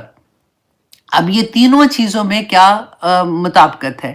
تو دیکھیں اسکالر کہتے ہیں کہ کوثر جو ہے نا یہ ایکچولی سورس ہے، یہ نہر ہے جو جنت میں ہے، اور رسول اللہ صلی اللہ علیہ وسلم نے فرمایا تھا کہ کوثر جو ہے یہ جنت میں جو ہے اس میں 2 پائپ ہیں، ایک سونے کا اور ایک چاندی کا پائپ ہے، جو کہ آتا ہے وہاں سے، جنت سے آتا ہے، اور یہ حوض کے اندر جو پانی ہے نا وہ وہاں سے لایا جائے گا۔ اچھا، اور وہ اچھا اگر آپ کے پاس وہ بک ہے نا البدایع والنہایہ جو ہے، اس میں کافی ڈیٹیل ہے۔ میں نے آنیسٹلی پوری کوشش کی ہے کہ جتنی زیادہ سے زیادہ حدیث مل سکتی ہے میں آپ کے لیے اکٹھی کروں، تاکہ ایک شوق ہوتا ہے کہ میں آپ سے بدعت کبھی نہیں کروں گی، مجھے یہ حوض کوثر کا پانی پینا، اور ایکچولی حوض کوثر کیا ہے جب ہم سورۃ الکوثر پڑھیں گے تو پھر ہمیں اسی طرح سے محبت ہوگی۔ اچھا، اس کے سائز کے بارے میں رسول اللہ نے فرمایا کہ میرے حوض کا فاصلہ کعبہ سے لے کے یروشلم جو ہے نا اس تک کا فاصلہ ہے، اور میرے حوض کی لینتھ جو ہے وہ جیسے ایک تیز رفتار گھوڑا چلتا ہے نا تو 1 ماہ کی مسافت طے کرتا ہے، اتنا بڑا حوض۔ اب دیکھیے کہ اور پھر رسول اللہ نے فرمایا کہ وہ سکوئر ہوگا، تو آپ سوچیں 1 ماہ 2 ماہ 3 ماہ 4 ماہ کی مسافت جتنا ہوگا وہ اتنا بڑا حوض ہوگا، اور اللہ سبحانہ تعالیٰ انشاءاللہ ہمیں توفیق عطا کریں گے کہ ہم اس کا پانی پی سکیں۔ اچھا جی، اب رسول اللہ صلی اللہ علیہ وسلم نے فرمایا کہ اس حوض سے سب سے پہلے صدیقین، شہداء اور صالحین پانی پیئیں گے۔ اچھا، اب کچھ اسکالر نے یہ کہا کہ یہ الکوثر جو ہے نا یہ خیر کثیر جو ہے اس کو انہوں نے ابراہیم علیہ السلام سے جوڑا، کہ ابراہیم علیہ السلام کی دعا کا اثر تھا کہ رسول اللہ صلی اللہ علیہ وسلم جو تھے وہ نبوت جب ان کو ملی تھی تو ان کی جو دعائیں تھیں اس کی خیر کثیر جو تھی وہ آج تک امت میں بھی اسی طرح سے آ رہی ہے، کہ آج بھی جو دین کا کام کرے گا، دین کو پھیلانے کا کام کرے گا، داعیے دین بنے گا، وہ اس خیر کثیر میں شامل ہو جائے گا۔ الحمدللہ، کتنی پیاری بات ہے نا۔ اسی لیے میں آپ لوگوں کو کہتی ہوں کہ ایک چھوٹی سی بھی چیز آتی ہے نا پہنچا دو آگے، بس اپنے ارادہ کر لو کہ اللہ سبحانہ تعالیٰ مجھے تو اتنا ہی آتا ہے، اب میں داعیہ دین بننا چاہتی ہوں، مجھے نہیں پتا، مجھے آپ میری زبان میں وہ مٹھاس بھی آپ ڈال دیں تو اللہ سبحانہ تعالیٰ انشاءاللہ کر دیں گے۔ اچھا جی، اس کے علاوہ اب ہم یہاں سے جو ہمیں سبق ملتا ہے وہ کیا ملتا ہے؟ اب دیکھیے ٹائم آنیسٹلی چھوٹی سی سورہ ہے، ایک لفظ کو آج میں نے تھوڑا ڈیفرنٹ اینگل سے سمجھانے کی کوشش کر رہی تھی تاکہ آپ اس کو انجوائے بھی کر سکیں جب بھی آپ پڑھیں، کہ زندگی میں کبھی کوئی دکھ آئے، پریشانی آئے، مشکل آئے، کتنی بھی مشکل آئے نا، رسول اللہ صلی اللہ علیہ وسلم کی زندگی دیکھ لیجئے گا اور آپ دیکھیے گا کہ میرے نبی نے جب دین کا کام شروع کیا تھا تو کیوں اللہ سبحانہ تعالیٰ ہمیں بتانا چاہ رہے تھے نا، سبق تو ہمیں ہی دیا جا رہا تھا کہ دیکھو اس طرح سے اگر زندگی میں ہوگا تو تم نے کیا کرنا ہے۔ اللہ سبحانہ تعالیٰ نے جو خوشخبریاں دی ہیں رسول اللہ کو، تو انشاءاللہ اللہ سبحانہ تعالیٰ نے کیا کہا، اللہ مع الصابرین، اللہ صبر کرنے والوں کے ساتھ ہے۔ پھر اللہ سبحانہ تعالیٰ نے ہمیں فرمایا وَاسْتَعِینُوا بِالصَّبْرِ وَالصَّلَاۃِ، کہ نماز کے ساتھ اور صبر کے ساتھ اور نماز کے ساتھ اللہ سبحانہ تعالیٰ سے مدد مانگو، اللہ سبحانہ تعالیٰ دنیا میں بھی انشاءاللہ آسانیاں کر دیں گے اور آخرت میں کر دیں گے۔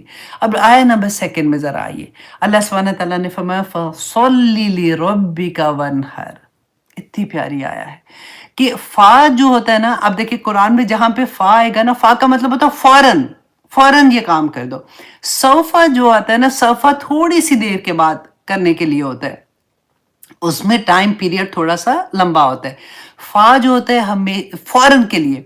अब अल्लाह सुब्हानहू व तआला ने जैसे ही खैर कसीर की बात की तो साथ ही कह दिया फसल्ली, फौरन नमाज पढ़ो। क्योंकि देखिए हम नमाज के जब होता है कि कभी भी आप देखें दिन में हम कोई भी ऐसी चीज करते हैं, कोई खैर की बात कर रहे होते हो तो फौरन अजान का वक्त आ जाता है, 5 नमाजें होती हैं।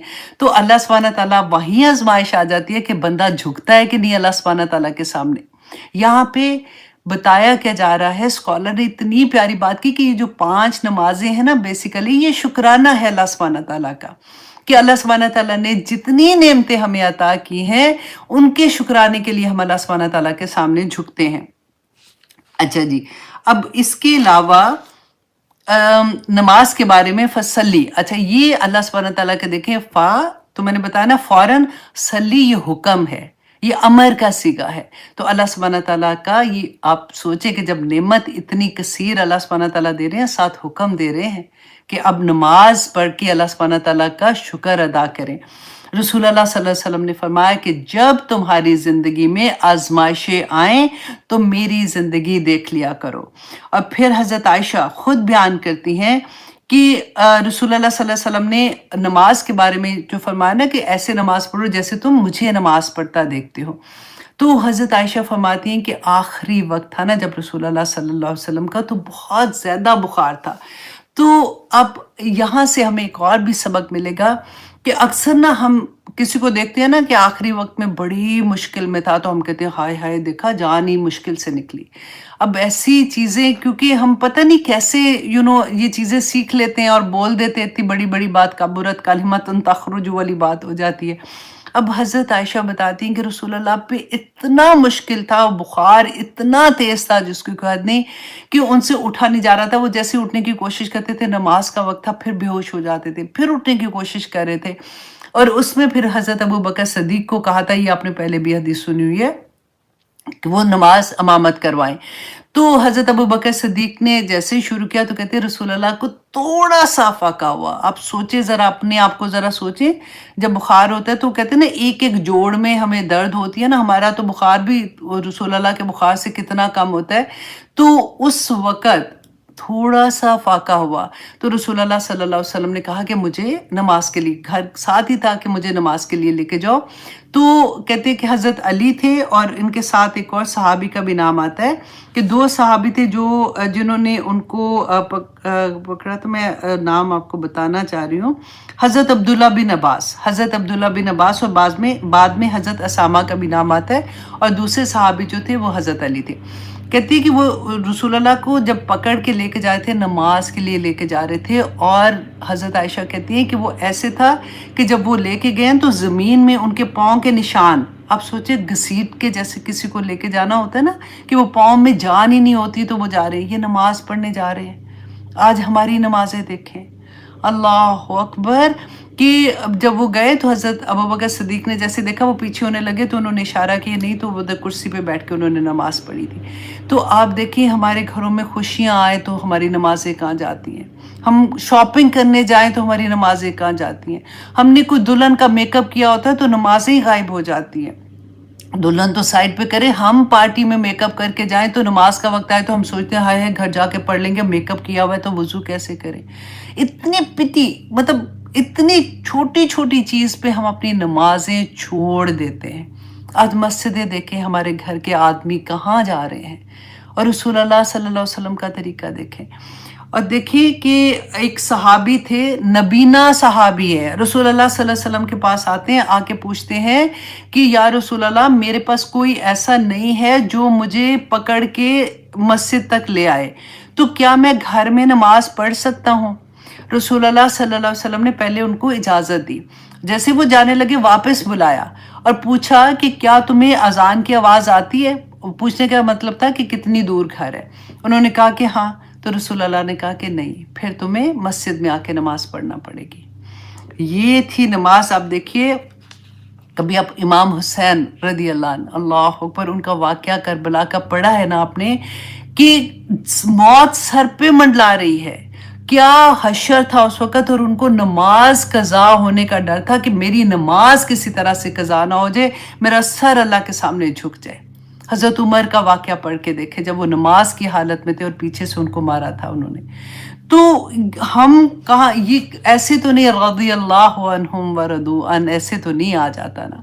تو اللہ سبحانہ تعالیٰ نے کہا فَصَلِّ لِرَبِّكَ وَانْحَرْ، اور نہر کہتے ہیں جب اونٹ کو ذبح کرنا ہے. تو اس کے اندر بھی کہتے ہیں کہ اسکالر کا ڈفرنٹ آتا ہے تھوڑا سا، کہ بعض مفسرین نے کہا کہ یہ عید الاضحیٰ میں جو قربانی دیتے ہیں اس کے بارے میں ہے، کیونکہ رسول اللہ صلی اللہ علیہ وسلم نے جو آخری حج کیا تھا نا تو عید پہ انہوں نے 100 اونٹ کی قربانی کی تھی، اور وہ 63 اونٹ جو تھے وہ رسول اللہ نے خود نہر کیے تھے، اور باقی کے جو اونٹ تھے وہ حضرت علی نے نہر کیے تھے.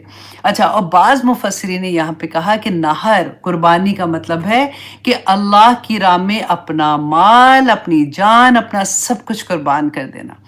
وہ جو کہتے ہیں نا اِنَّ صَلَاتِي وَنُسُكِي وَمَحْيَايَ وَمَمَاتِي لِلَّهِ رَبِّ الْعَالَمِينَ، کہ میرا سب کچھ، میری نماز، میری زندگی، میری موت، میرا سب کچھ میرے اللہ سبحانہ تعالیٰ کے ہاتھ میں. کہتے ہیں نا کہ جان دی اسی کی تھی. حق تو یہ ہے کہ حق ادا نہ ہوا، کہ اللہ کے سامنے اگر اللہ کی راہ میں جان بھی نکل گئی نا تو تب بھی حق نہیں ادا ہوا، کیونکہ دی بھی تو اسی کی تھی، وہ اپنی چیز تھی، اس کی لے لی اس نے واپس. تو اچھا، اب سیکنڈ میں آپ یہ دیکھیے کہ ہاں سیکنڈ آیا. اب آیا نمبر 3، 11 o'clock آیا نمبر 3 کرنا ہے، کیونکہ چھوڑوں گی نا تو اس کا وہ اثر جو دل پہ ہوتا ہے نا وہ ختم ہو جائے گا. میں انشاءاللہ کوشش کرتی ہوں جلدی سے آپ کو یہ بھی کرا دوں. اچھا، انا اگین ہم نے وہی پڑھا تھا نا کہ حرف تاکید ہے، اور وہ شک دور کرنے کے لیے بھی ہوتا ہے. اگلا سینٹنس جو تھا ان شانیہ کا هو الابتر، کہ بے شک تیرا دشمن ہی ابتر ہوگا، جڑ کٹا ہوگا. اب یہاں پہ انا کو تو میں نے آپ کو ایکسپلین کر دیا تھا. شانیہ کا شک کیا ہے اس کے اندر؟ اس میں شک یہ ہے کہ جس وقت یہ سورہ نازل ہو رہی تھی نا تو ایون جو مشرکین مکہ بھی اگر سن رہے تھے یا پھر مسلمان سن رہے تھے اس وقت، تو جو مشرکین مکہ تھے وہ تو بڑی طاقت میں تھے، اور یہاں پہ مسلمان پہ تو ظلم پہ ظلم ہو رہے تھے. ان کے گھروں میں تو عیاشی ہو رہی تھی، اور وہ تو خانہ کعبہ کے متولی تھے، وہ سفر میں بھی جا رہے تھے اپنے کاروبار کے لیے، تو ان کے قافلے نہیں لوٹے جا رہے تھے، ان کی تو ساری چیزیں ٹھیک تھی. اور اللہ سبحانہ تعالیٰ اس وقت کہہ رہے ہیں کہ انا شانیہ کا ہوا الابتر، کہ تیرا دشمن ہی ابتر ہوگا. تو اب یہاں پہ آپ تھوڑا سا ہم دیکھیں گے شانیہ کا کو. اب میں تھوڑا جلدی کر رہی ہوں. اچھا جی، اب قرآن میں جب سے ہم دیکھتے ہیں نا کہ دشمنی کے لیے کچھ ورڈز آتے ہیں، جیسے بغض کہتے ہیں، کسی کے ساتھ بغض ہو جاتا ہے.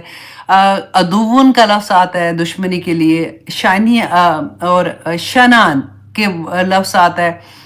تو اب یہاں پہ اللہ سبحانہ تعالیٰ نے شانی آقا کیوں استعمال کیا؟ اب دیکھیں اتنی پیار آتا ہے نا یہ بھی. اچھا، عدوون کہتے ہیں اس دشمنی کو کہا جاتا ہے جو یہ پہلا لیول ہے، جو عدوون والا ہوتا ہے، جس میں کسی کے لیے بری فیلنگ ہونی ہے، بڑی عدوون، اس کے بغض ہوتا ہے اس کے دل میں، تو اس کو کہتے ہیں بری فیلنگ ہونے کو بغض کہتے ہیں. عدوون جو ہوتا ہے نا یہ دوسرا لیول ہوتا ہے، جس میں آپ کسی کو نقصان دینا چاہتے ہو، ہرٹ کرنا چاہتے ہو، دل میں گرج ہوتا ہے، اور اس کی نفرت جو ہوتی ہے نا اس کے الفاظوں سے ظاہر ہوتی ہے. اب سمجھدار جو لوگ ہوتے ہیں نا، کئی دفعہ آپ کسی سے بات کرو نا تو وہ کہتے ہیں نا تانے دینے والا، آپ کو سمجھ آ جاتی ہے وہ جو تانے دینے والا ہوتا ہے نا اصل میں اس کے دل میں عدو ہوتا ہے. وہ اندر سے اس کے دل میں یہ خیال ہوتا ہے کہ اس کے جو اندر خیال ہوتا ہے نا وہ اس کے لفظوں سے ظاہر ہونا شروع ہو جاتا ہے. اچھا، شنان جو ہوتا ہے یہ وہ دشمنی ہے جو کھلے عام نظر آ رہی ہے کہ یہ دشمن ہے، جو مشرکین مکہ تھے، اور لیکن اس سے کہیں زیادہ دشمنی ان کے دل کے اندر ہوتی ہے جس کو انہوں نے چھپایا ہوتا ہے. تو اللہ سبحانہ تعالیٰ نے یہاں پہ شانیہ کا لفظ استعمال کیا ہے. الحمدللہ، کتنی پیاری بات لگتی ہے نا ایک ایک لفظ کو جب کھولتے ہیں کہ عدوف کا نہیں ہے، بغض کا نہیں ہے. اللہ سبحانہ تعالیٰ نے کہا بے شک تیرا یہ دشمن ہے. نبی ساتھ بتا بھی دیا کہ یہ جتنی دشمنی تمہیں نظر آ رہی ہے نا اس سے کئی زیادہ دشمنی ان کے دل کے اندر ہے، سو بی کیئرفل. اچھا، اب یہاں پہ دیکھیے باتارا جو ہے نا یہ عرب کلچر میں لفظ استعمال ہوتا تھا، اور یہ اس جانور کو کہتے تھے جس کی دم کٹی ہوتی تھی، اور یہ بڑی حقارت سے جیسے کہنا نا کہ جو اپنا دفاع بھی نہیں کر سکتا، کہ لڑائی ہوئی تھی تو دوسرے جانور نے اس کی دم ہی کاٹ دی، تو اب وہ اس کو باترا کہتے تھے، وہ نفرت سے، وہ مطلب اس طرح والی بات ہے۔ اللہ سبحانہ تعالیٰ نے یہاں پہ اسی کی سپرلیٹو ڈگری استعمال کی ہے، ان شانیہ کا هو الابتر۔ ابتر جو ہے وہ باترا کی سپرلیٹو ڈگری ہے کہ تیرا دشمن ہی جڑ کٹا ہوگا۔ اللہ اکبر۔ تو یہ تھی ہماری آج کی سورہ۔ انشاءاللہ آپ جب اس کو دوبارہ سے پڑھیں گے تو آپ اس کو بہت انجوائے کریں گے۔ اور اب دیکھیے اس میں ہمیں سبق کیا ملتا ہے۔ اللہ اکبر، کہ اللہ سبحانہ تعالیٰ نے، آپ یہ دیکھیں کہ رسول اللہ صلی اللہ علیہ وسلم کا وجہ کیا تھی؟ بیٹے کی ڈیتھ ہوئی ہے۔ رسول اللہ سیڈ تھے، غمگین تھے، اس وقت ہر طرف سے، اپنا خاندان کی طرف سے، اپنے جاننے والے ارد گرد کی طرف سے تانے پڑ رہے ہیں، ظلم، اپنے جو لوگ اسلام کے اندر آ رہے ہیں ان کے اوپر ظلم ہو رہا ہے، ہر طرف سے لگ رہا ہے کہ سینہ تنگ ہو رہا ہے۔ اللہ سبحانہ تعالیٰ نے ذکر بھی کوئی نہیں کیا کہ وہ جی، اب بیسیکلی اللہ نے تسلی دینے کے لیے سورہ نازل کی ہے نا، تو اللہ سبحانہ تعالیٰ نے ذکر بھی نہیں کیا کہ آپ کا بیٹا چلا گیا ہے، آپ فکر نہ کریں، اللہ نے آپ کو یہ دیا ہے۔ نہیں، اب دیکھیں زخم کو بار بار کھریچے نا تو زخم ہیل نہیں ہوتا۔ اس لیے کبھی کسی کو اگر آپ نے کوئی تسلی دینی ہے نا تو اس کی وہ چیز جس کی وجہ سے آپ تسلی دے رہے ہیں اس کو نہ کھروچیں، اس کی بات نہ کریں، ہمیشہ پازیٹیو بات۔ اللہ سبحانہ تعالیٰ نے خیر بتائی کہ دیکھو اللہ نے تمہیں کوثر عطا کی ہے، اس کی طرف دھیان کر دیا، پورا شفٹ کر دیا نبی صلی اللہ علیہ وسلم کا وہ مائنڈ جو تھا، اور اس میں ہمیں بتایا گیا کہ ہم نے اپنی زندگی میں کیسے کرنا ہے، کہ جب بھی کبھی کوئی مشکل آتی ہے تو ہم اپنی اللہ سبحانہ تعالیٰ کی نعمتوں کو یاد کریں، اور ان نعمتوں کو دیکھ کے اللہ کا شکر ادا کرنا شروع کر دے تو آسانی ہو جاتی ہے۔ دیکھیں دکھ، پریشانیاں زندگی کا حصہ ہیں۔ کوئی انسان، اللہ سبحانہ تعالیٰ نے یوں ہی نہیں کہا کہ المال والبنون زینت الحیات الدنیا، یہ دو ہی چیزیں ہیں انسان کی کمزوری، ایک اس کا مال اور ایک اولاد میں سے بیٹے جب ہو جاتے ہیں، تو دونوں چیزیں اللہ سبحانہ تعالیٰ جب لے لیتے، فار ایگزامپل آزمائش بھی تو ایسے پڑتی ہے نا، اللہ سبحانہ تعالیٰ دے کے بھی آزماتے ہیں، اللہ سبحانہ تعالیٰ لے کے بھی آزماتے ہیں۔ دیکھیں جب اللہ سبحانہ تعالیٰ لیتے ہیں نا کوئی چیز، وہ پھر آسان اس لیے ہو جاتی ہے کہ انسان، اصل میں کامیابی تو یہ ہے کہ اللہ راضی ہو جو اور آخر میں ہمیں جنت مل جائے۔ دکھ آتا ہے نا، انسان جھک جاتا ہے، روتا ہے، اللہ سبحانہ تعالیٰ سے معافی مانگتا ہے اور اللہ سبحانہ تعالیٰ سے امید رکھتا ہے کہ میری وہ چیز ٹھیک ہو جائے گی۔ خوشیوں کے موقع پر اللہ سبحانہ تعالیٰ جب عطا کر دیتے ہیں نا، یہ آزمائش اتنی بری ہوتی ہے کہ بندہ اسی میں اللہ کو بھول جاتا ہے، دینے والے کے سامنے ایسا کھڑا ہو جاتا ہے کہ اب میں تو آسمان سے ستارے بھی اتار کے، اس وقت جو کہتے ہیں نا کہ اللہ کی نافرمانیوں کی حدیں پار کر جاتا ہے۔ یہاں پہ اللہ سبحانہ تعالیٰ نے فرمایا کہ فَصَلِّ لِرَبِّكَ وَانْحَرْ، قربانی دیکھیں، بعض مفسرین نے کہا کہ اپنی ہر چیز اللہ سبحانہ تعالیٰ کے سامنے رکھ دو۔ ہم سے تو ایک چھوٹی سی قربانی کہ ہمیں اللہ سبحانہ تعالیٰ نے فرمایا کہ گھر سے جب تم اے عورت گھر سے نکلتی ہو تو تمہیں کس حال میں نکلنا ہے، ہم سے تو وہ بھی قربانی نہیں دی جاتی۔ کیوں؟ اس لیے کہ ہمیں پتہ ہی نہیں ہے کہ آخرت میں اللہ سبحانہ تعالیٰ نے ہم سے سوال جواب کیسے کرنے ہیں۔ اب 30th پارے کے بعد بھی اگر ہم میں کوئی ڈاؤٹ رہ جاتا ہے نا تو اللہ سے پلیز دعا مانگے کہ یا اللہ میرا سینہ کھول دے، یا اللہ مجھے سمجھ عطا کر، دین کی سمجھ عطا کر، تاکہ میرے لیے عمل کرنا آسان ہو جائے۔ شیطان ہمیں بڑی بڑی چیزیں کر کے دکھاتا ہے، بڑی بڑی چیزیں کر کے دکھاتا ہے کہ یہ تو بڑا مشکل، بڑا مشکل، لیکن آپ سوچیں، آپ یاد کریں، میں آپ کو پہلے بھی کہتی ہوں کہ جب کسی سے محبت ہو جاتی ہے، چلے آپ وہ ٹائم یاد کریں جب آپ کی نئی نئی منگنی ہوتی ہے، آپ نئی نئی بات ہوتی ہے نا، تو نئی نئی شادی ہوتی ہے، ٹھیک ہے، تو بندہ، بیوی جس کو محبت ہوتی ہے نا اپنے خاوند سے، وہ کہتے ہیں نا کہ رانجھا رانجھا کوک دینی میں آپے رانجھا ہوئی، وہ حال ہو جاتا ہے کہ میرے ہسبینڈ کو یہ کلر نہیں پسند، میرے ہسبینڈ کو یہ کپڑے نہیں پسند، میرے ہسبینڈ کو لپسٹک کا یہ شیڈ نہیں پسند، یہاں تک بھی ہمیں پرابلم ہو جاتی ہے کہ ہم وہی کرنے کی کوشش کرتے ہیں جو ان کو خوش کرتا ہے، ٹھیک ہے، وہ تو بات کی بات ہے نا، بعد میں ہم بدل جاتے ہیں، میں نئی نئی شادی کی بات کر رہی ہوں، لیکن اینی وے، تو جب ہمیں محبت ہوگی نا پھر ہمیں کوئی چیز مشکل نہیں لگے گی، پھر ہماری زبان سے ایک لفظ بھی نکلتے ہوئے ہم 1000 دفعہ سوچیں گے کہ یہ میرے رب کو ناراض تو نہیں کر رہا۔ تو یہاں پہ انشاءاللہ ہم اپنی کلاس کو ختم کرتے ہیں. بڑی محنت سے میں نے یہ ساری احادیث آپ کے لیے جمع کی ہیں. اللہ سبحانہ تعالیٰ سے امید کرتی ہوں کہ آپ ان کو اپنے فنگر ٹپس پہ حوض کوثر کا یاد کیجیے گا، کیونکہ وہاں سے پانی پینا ہے ہم لوگوں نے نا، تو پھر کیا چیز ہمیں نہیں کرنی، اور کسی بھی صورت میں نہیں کرنی، کیونکہ فرشتے تو دیکھ رہے ہیں، کرامن کاتبین لکھ رہے ہیں، رائٹ، ایک ایک چیز لکھ رہے ہیں. تو وہاں پہ ایسا نہ ہو کہ ہمیں روک دیا جائے. اللہ سبحانہ تعالیٰ ہم سب پہ اپنا رحم کرے. آمین ثم آمین. بہت بہت پیاری سورہ تھی، چھوٹی تھی نا، تو اس لیے میں نے سوچا کہ چلو آج اس کو ڈیفرنٹ اینگل سے کرتے ہیں. تو انشاءاللہ جی ہم کوشش کریں گے. اب نیکسٹ سورہ جو ہے قل یا ایھا الکافرون، بہت پیاری سورہ ہے. انشاءاللہ رمضان سے پہلے میری پوری کوشش ہے کہ ہم 30th پارہ کمپلیٹ کر لیں. میرے گھاس کاٹنے والے آ گئے ہیں، تو اللہ کا شکر ہے کہ کلاس ختم ہو رہی ہے، تو اس وقت آ گئے ہیں. آپ کو آواز آ رہی ہے نا؟ Sorry about that. تو ٹھیک ہے جی، پھر انشاءاللہ نیکسٹ منڈے کو ملاقات ہوگی. جس نے آپ نے جاننے والے ہیں، محبت کرنے والے، جو جہاں بھی آپ کو سمجھ آتی ہے نا، پلیز سورۃ کوثر آپ بتا دیں ان کو، یہ فارورڈ کر دیں ان کو. جو بھی سنیں گے اللہ سبحانہ تعالیٰ ہمیں اس کی توفیق عطا کرے گا. انشاءاللہ آپ کی وجہ سے کسی ایک کو سمجھ آ گئی تو حوض کوثر میں پانی پینا نصیب ہو جائے گا انشاءاللہ. تو اجازت دیجیے. سبحان ربک رب العزت عما یصفون وسلام علی المرسلین والحمد للہ رب العالمین. السلام علیکم ورحمۃ اللہ وبرکاتہ.